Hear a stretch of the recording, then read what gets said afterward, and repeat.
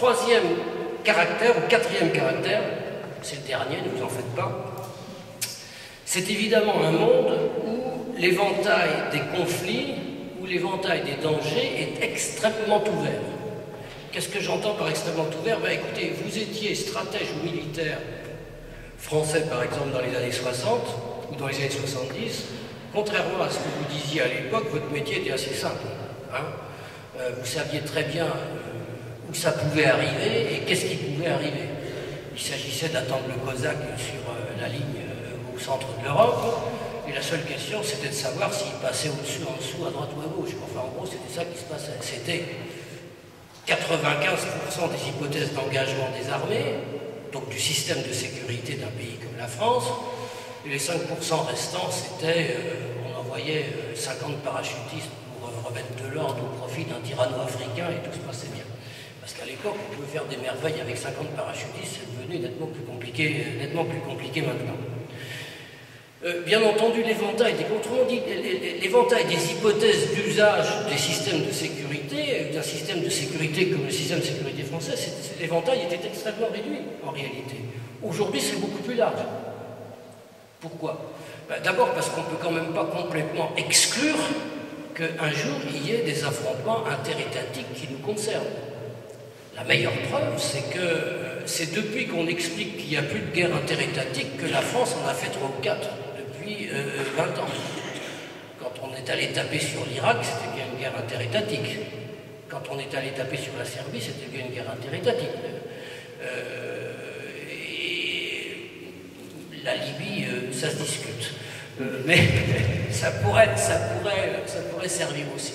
Autrement dit, il y a toujours des guerres interétatiques, même si ce ne sont plus les guerres mondiales qu'on préparait en 1960, ce ne sont plus des guerres, ce ne sont plus des modèles qui reproduisent la Première ou la Deuxième Guerre mondiale, mais il y a toujours des possibilités de guerre interétatique, et croyez-moi, l'imagination humaine étant ainsi faite, je ne doute pas qu'il y ait des tas de raisons tout à fait nouvelles dans l'avenir pour ressusciter les guerres interétatiques dont on a trop vite proclamé qu'elles étaient mortes.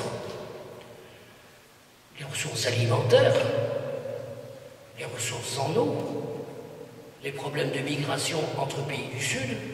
J'y reviendrai tout à l'heure, le problème majeur des migrations humaines, il n'est pas entre le Sud et le Nord, contrairement à ce que nous pensons ici, il est entre pays du Sud. Le contrôle des terres, etc. Il y a des tas, le contrôle des technologies, il y a des tas de thèmes qui peuvent servir pour les guerres interétatiques à l'avenir. Le deuxième type de crise ou de danger, c'est ce qu'on appelle les crises internationales, qui sans être des guerres, quand on s'insère, nous, dans une crise dans les Balkans, etc., c'est pas que la sécurité de la France est menacée, donc c'est pas une guerre menée contre nous, mais c'est un dysfonctionnement de la société internationale dont nous estimons qu'il est dangereux et que donc nous ferions mieux de nous en mêler un petit peu avant que ça dégénère. Moralement, c'est très bien. Politiquement, c'est acceptable. Techniquement, c'est plus difficile. On a beaucoup cru dans les années 90 que la supériorité militaire des pays occidentaux permettrait de régler rapidement ce genre de problème, et on s'aperçoit qu'il n'en est rien. Nous sommes en Bosnie-Herzégovine depuis combien? 1994. Bientôt 20 ans. Nous sommes en Afghanistan depuis plus de 10 ans. Essayez de penser, bien entendu, c'est pas le même engagement, mais essayez de penser à l'aune des guerres européennes. C'est extrêmement long. Autrement dit, la gestion des crises internationales, fût-ce par des appareils militaires aussi puissants, aussi déterminants que l'appareil militaire américain ou les appareils militaires européens, c'est peut-être une nécessité, mais ce n'est pas une évidence technique.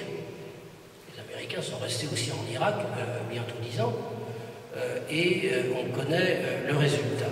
Donc des conflits interétatiques, des crises internationales, qui sont d'autant plus multipliées qu'il n'y a pas, comme je l'ai dit tout à l'heure, de système de gestion centralisé qui permettent de les empêcher de sortir de la tranchée, si je puis dire.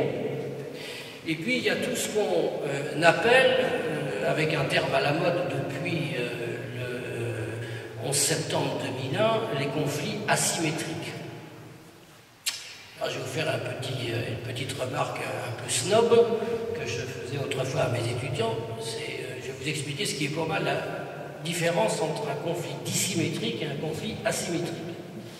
Un conflit dissymétrique, c'est un conflit où il y a sur un champ de bataille un gros et un petit. Et c'est toujours le gros qui gagne. Ou plus exactement, il y a toujours un fort et un faible. Et c'est toujours le fort qui gagne. Simplement, il ne faut pas se tromper, comme dans l'affaire de David et Goliath, il ne faut pas se tromper sur l'identification du fort. Mais c'est toujours le fort qui gagne. Il n'y a jamais d'exception. Et tous les rapports stratégiques sont des rapports dissymétriques, parce qu'il y a toujours quelqu'un qui finit par gagner, par être plus fort que l'autre. Un rapport asymétrique, c'est un rapport assez différent où, pour une raison ou pour une autre, le petit a les moyens d'un seul coup de dé de tourner l'ensemble du système de défense du groupe. De notre temps, la plupart du temps, parce que les gros appareils de défense, etc., sont incapables de manœuvrer. Hein, ils sont faits pour des hypothèses.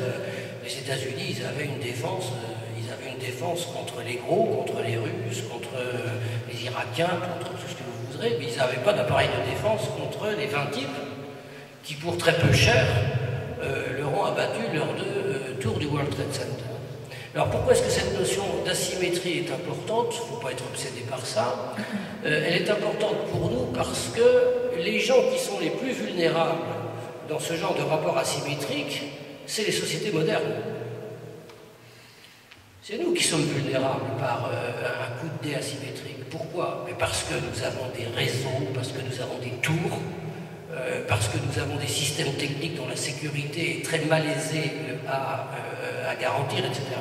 Autrement dit, le paradoxe, je ne peux pas parler de tout, mais le paradoxe, c'est que notre modernité, elle nous donne des moyens de défense, naturellement. On a des missiles, on a des radars, on a des AWACS, on a des avions qui, ceci, etc. Mais dans le même temps où elle développe nos moyens de défense, elle développe nos vulnérabilités aussi. Imaginez, enfin c'est très à la mode d'en parler, imaginez ce qu'est la vulnérabilité de nos systèmes d'information, par exemple, à l'heure actuelle. Elle est quasiment totale. Or, imaginez la société française sans système d'information. Tout s'arrête. Je dis bien que tout s'arrête. Tout s'arrête.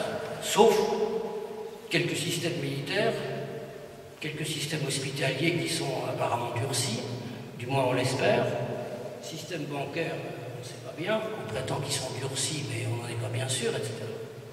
Donc il faut bien comprendre que la forme asymétrique, pour tous les petits qui nous regardent et qui n'ont absolument aucune chance contre nos systèmes militaires et nos systèmes de défense, la forme asymétrique de l'affrontement, c'est évidemment la forme de l'avenir.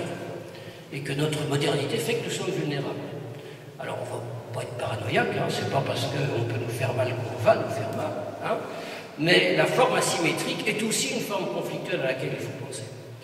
Et puis bien entendu, dernier type de danger, ben, les dangers globaux dont on parle beaucoup à l'heure actuelle, le nucléaire, l'environnement, les dangers sanitaires par exemple. Les dangers sanitaires dans le monde moderne, dans le monde international moderne, n'ont pas grand-chose à voir avec ce qu'ils étaient dans les années 30. Pourquoi? Ben, tout simplement parce que les virus, ils voyagent aussi par avion. Et que l'ouverture des frontières aux hommes, aux capitaux, bien aussi, c'est aussi l'ouverture des frontières aux virus. Je dis virus comme une catégorie générique. Et que les problèmes sanitaires qui se posent dans les pays développés, en particulier, dans les autres aussi, n'ont absolument rien à voir. Les questions des pandémies n'ont absolument rien à voir avec ce qui avait été possible dans les années 20 ou des années 30. Je ne suis pas en train de vous dire que tout va mal et que tout va exploser d'un seul coup, hein, c'est absolument pas ça, mais de vous dire que quand on essaie de regarder dans quelle direction il faut travailler pour assurer la sécurité, etc., ben, c'est devenu quelque chose d'un peu compliqué. C'est devenu quelque chose d'un peu compliqué, je termine cette première partie là-dessus, parce que les conflits sont plus divers, les conflits auxquels nous devons nous attendre sont plus divers, parce qu'ils sont plus contingentés. Par contingenté, j'entends qu'autrefois les conflits, ils pouvaient se dérouler dans des espaces fermés, si je puis dire. pouvait laisser les gens se battre, si je puis dire, dans leur coin, s'entretuer jusqu'au dernier en faisant semblant de ne pas savoir, et puis nous on était saufs, si je puis dire. Ça c'est fini, pour des tas de raisons. D'abord parce que le système médiatique nous impose l'image des conflits lointains, et que donc nous sommes obligés de nous en occuper au moins psychologiquement, et que quelquefois ça a un effet sur les opinions publiques. Et deuxièmement parce que partout, il y a des systèmes techniques qui permettent d'exporter son conflit. Le grand symbole du système, de ces systèmes techniques, c'est évidemment les missiles. Si vous avez qu'un chassepot qui tire à 200 mètres, votre conflit il restera borné à 200 mètres, sauf si vous courez vite. Bon.